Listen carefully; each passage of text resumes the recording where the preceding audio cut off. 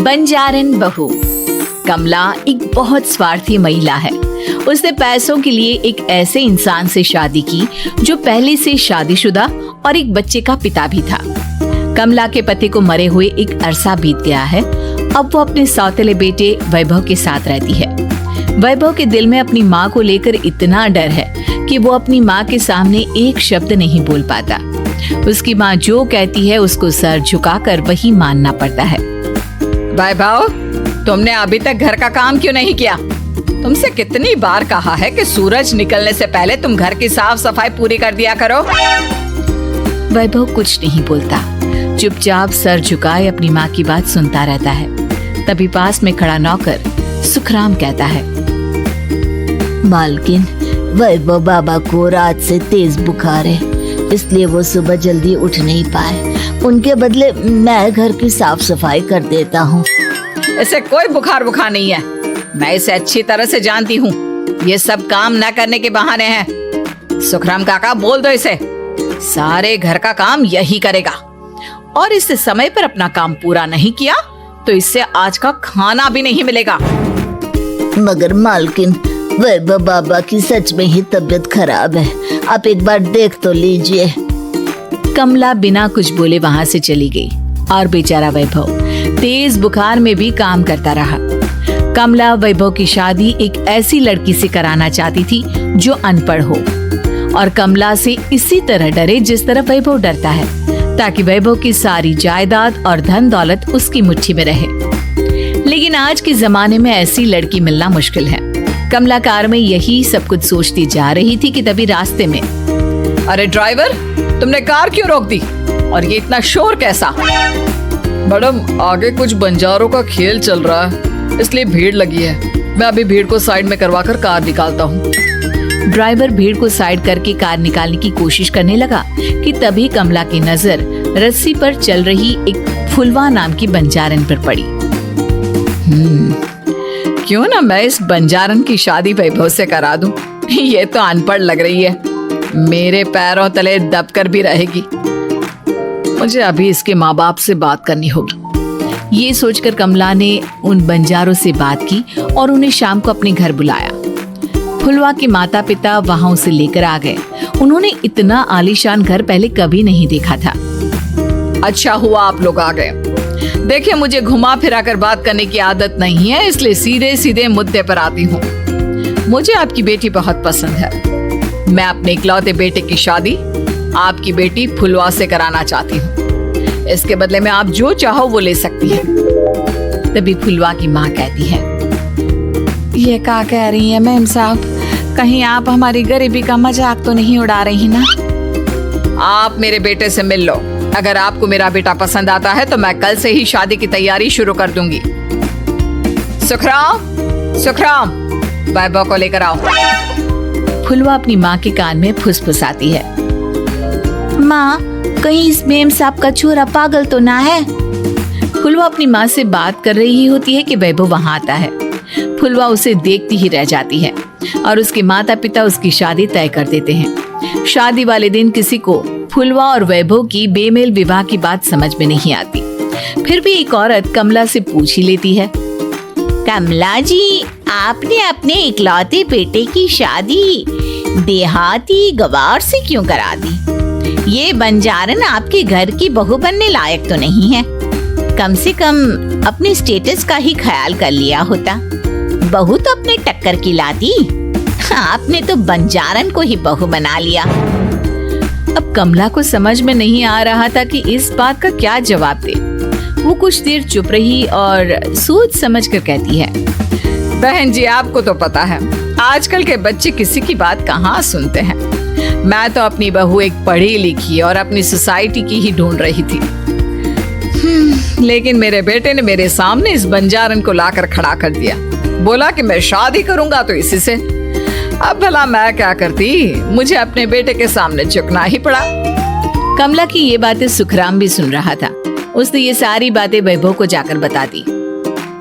काका, मैं तो फुलवा को जानता भी नहीं, फिर माँ मेरे बारे में झूठ क्यों कह रही है? अरे बेटा, तुम कितने भोले हो, तुम्हें कुछ भी नहीं पता। तुम्हारे पिता अपनी सारी संपत्ति तुम्हारे नाम करके गए हैं। तुम्हारी माँ नहीं चाहती कि ये संपत्ति तुम्हें मिले, इसलिए उन्होंने तुम्हारी अनपढ़ लड़की से शादी करवाई ताकि तुम्हारी तरह वो भी अपने हक के लिए आवाज ना उठा सके। सुखराम काका, मैं क्या करूं, आप ही बताओ। माँ के सामने आते ही मेरे हाथ पैर कांपने लगते हैं। मैं माँ को कुछ भी नहीं कह पाता। वे दोनों बात कर ही रहे थे कि अचानक कमला वहां आ गई। कमला को देखकर दोनों घबरा गए। तुम दोनों फिर कभी बातें कर लेना, अभी फेरों का समय हो गया है, चलो जल्दी आओ। इस तरह फुलवा और वैभव की शादी हो गई। अगले दिन कमला ने फुलवा को बुलाया और उसे नसीहत देने लगी। देख बंजारन, तुझे मैंने अपनी बहू बना तो लिया है, लेकिन तुझे इस घर में आँख कान मुंह बंद करके रहना होगा। घर का काम कर और अपने पति से मतलब रख, समझी? कमला का ऐसा रवैया फुलवा को बिल्कुल समझ में नहीं आया। उसने वैभव से इस बारे में बात की। सुनिए ना, माँ जी ने जिस तरह मुझसे बात की मुझे अच्छा नहीं लगा। शादी से पहले तो वो मुझसे बहुत अच्छे से बात कर रही थी, लेकिन शादी के बाद उन्हें क्या हो गया? तुम ज्यादा मत सोचो, जैसा माँ कहती है वैसा ही करो। ये कहकर वैभव वहां से चला गया। अगले दिन वैभव को घर के नौकरों की तरह काम करता देख फुलवा को बहुत हैरानी हुई। फुलवा ने इस बारे में सुखराम काका से बात की तो सुखराम काका ने फुलवा को सारी बात बता दी। अब फुलवा को समझ में आ गया कि उसकी सास ने एक बंजारन को बहू क्यों बनाया। एक दिन वैभव घर का काम कर रहा था, तभी उससे कांच की प्लेट टूट गई। किसने गिराई ये कांच की प्लेट? वैभव को वहां खड़ा देख कमला ने छड़ी से उसे मारना शुरू कर दिया। उसके पैर में कांच चुभ गया और खून बहने लगा, लेकिन फिर भी कमला उसे मारे जा रही थी। ये देखकर फुलवा ने कमला के हाथ से छड़ी छीन ली और तोड़कर फेंक दी। बंजारन, तेरी इतनी हिम्मत, तूने मेरे हाथ से छड़ी छीनी? कमला फुलवा को थप्पड़ मारने ही वाली थी कि फुलवा उसका हाथ पकड़ लेती है। ओ सस माँ, मैंने मॉम की गुड़िया ना समझ लियो। बंजारन हो बंजारन, ईंट का जवाब पत्थर से देना जानती हूँ। आज के बाद मेरे या वैभव जी के ऊपर हाथ उठाने की सोचियो भी ना, समझी ससु माँ? ये कहकर फुलवा वैभव को लेकर वहां से चली गई। उसने वैभव के पैर पर पट्टी बांधी, उसके आंसू पोंछे। वैभव ने पहली बार किसी के दिल में अपने लिए इतना प्यार महसूस किया। अब फुलवा वैभव का हर काम में हाथ बटाती, उसका बहुत ख्याल रखती। इस तरह दोनों बहुत ज्यादा नजदीक आ गए। वहीं दूसरी ओर कमला सारी जायदाद अपने नाम करने की साजिश करने लगी। और एक दिन, वैभव, जल्दी बाहर आओ। कमला की आवाज सुनकर वैभव और फुलवा अपने कमरे से बाहर आ गए। जी माँ, आपने बुलाया? ये ले, इन कागजों पर साइन कर दे।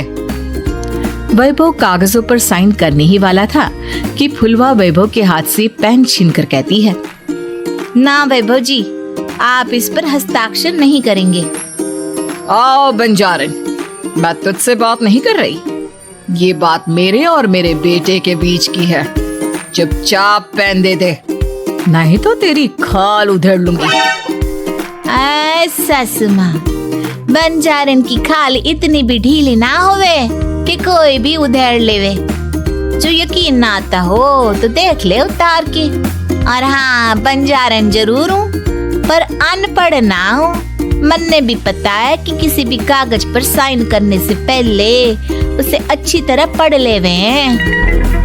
पेन देती है या नहीं? ये कहकर कमला फुलवा को मारने आई तो फुलवा ने कमला को धक्का दे दिया और वो नीचे गिर गई। कमला डरकर वहां से भाग गई। अब फुलवा ने वो कागज उठाए और वैभव के साथ सीधा वकील के पास चली गई। वकील ने वो कागज देखे और फुलवा को बताया, वैभव के पिता की सारी जायदाद और संपत्ति वैभव के नाम है, लेकिन वैभव की सौतेली माँ इस संपत्ति को अपने नाम कराना चाहती है, इसलिए इन कागजों पर वो साइन करा रही थी। तो अब हमें क्या करना चाहिए वकील साहब? वकील ने फुलवा और वैभव को सब कुछ अच्छी तरह से समझा दिया। अब दोनों घर पर पुलिस को लेकर पहुंचे। कमला पुलिस को देखकर घबरा गई। पुलिस ने कहा, आपके नाम की कंप्लेंट हुई है, आपको हमारे साथ थाने चलना होगा। कंप्लेंट? कैसे कंप्लेंट? आप अपने सौतेले बेटे पर बहुत अत्याचार करती हो। धोखे से सारी जायदाद अपने नाम करा रही थी। अब नहीं इंस्पेक्टर साहब, जरूर ये मेरी बहू की कोई साजिश है, इसने गलत कंप्लेंट की है। मैडम, शिकायत आपकी बहू ने नहीं बल्कि आपके बेटे वैभव ने की है। कमला वैभव का नाम सुनकर दंग रह गई। जिस बेटे ने कभी उसके सामने सर नहीं उठाया था, आज वही बेटा उसके सामने पुलिस को ले आया है। वैभव, तुम्हारी इतनी हिम्मत कि तुम पुलिस को ले आए? हाँ माँ, मैं लाया हूँ पुलिस को, और मेरे अंदर इतनी हिम्मत कभी ना आती अगर फुलवा मेरा साथ ना देती। आपने बंजारन बहू को लाकर अपने ही पैर पर कुल्हाड़ी मारी है माँ। मैडम, अब की बात खत्म हो गई हो तो चलो हमारे साथ। वैभव, मुझे माफ कर दो, मुझे थाने मत भेजो। आज के बाद मैं तुम्हें कभी नहीं मारूंगी, तुम्हें कभी परेशान नहीं करूंगी, मुझे माफ कर दो। वैभव अपनी कंप्लेंट वापस ले लेता है और पुलिस वहां से चली जाती है। वैभव अपनी सौतेली माँ से कहता है, मैंने पुलिस को वापस तो भेज दिया है, लेकिन मैं आपको माफ नहीं कर सकता। आपने बचपन से आज तक कभी मेरे सर पर हाथ नहीं रखा, हमेशा मुझे मारती रही, नौकरों की तरह बर्ताव करती रही। आप इस घर में नहीं रह सकती, चली जाइए यहाँ से। कमला घर छोड़कर चली गई और सड़क किनारे